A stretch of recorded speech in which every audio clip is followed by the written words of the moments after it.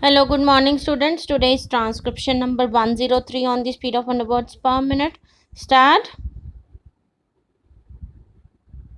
Mr. Deputy Chairman, I think that it will be generally agreed that a bill of this type is almost unavoidable at the present stage.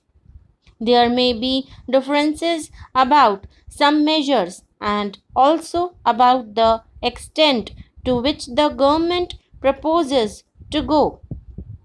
That some fiscal control would be necessary at this stage when we are having development programs on a very large scale, a good part of which would be financed through deficit financing will, I hope, be uncontested.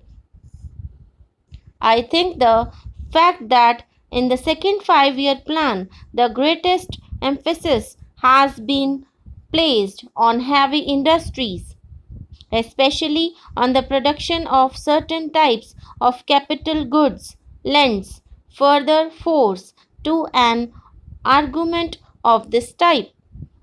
I am aware that the second 5 year plan has also provided that there will be an expansion in consumption, but I have no doubt that the greater emphasis on capital goods will result in at least a temporary shortage in consumer goods, and this may lead to further inflationary pressures.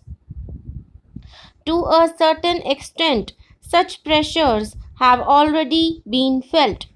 The recent rise in prices is a kind of warning of the kind of situation that may develop unless we are careful from the very beginning. Therefore, I would say that this measure of the government, in so far as I can understand it, has a twofold aim. On the one hand, to increase the capacity of the Reserve Bank for creating money by note issue, and on the other hand, to put restrictions on the creation of credit by private banks. The first aim is intended to ensure that the money that is required for the economic development of the country will not be lacking. The second is to see that unregulated creation of credit by private scheduled banks will not create a situation whereby inflationary pressures would become too great. To that extent, everybody would agree that a bill of this type is unavoidable.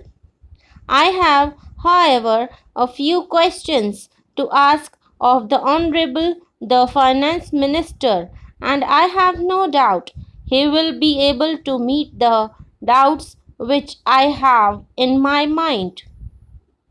My first doubt is whether there is not an undue measure of fear about these inflationary pressures. In the second plan, there is an uncovered gap of rupees 400 crores, and there is also a proposal to have rupees 1200 crores of deficit financing, and so we may say that deficit financing would be of the order of rupees 1600 crores, because after all the uncovered portion has to be met somehow or the other. I do not know whether sufficient credit has been taken of a possible adverse trade balance which is bound to develop during the first 2 or 3 years of the second 5 year plan. We are going to industrialize on a fairly heavy scale, and as we import machinery on a large scale, an adverse balance of trade is bound to develop.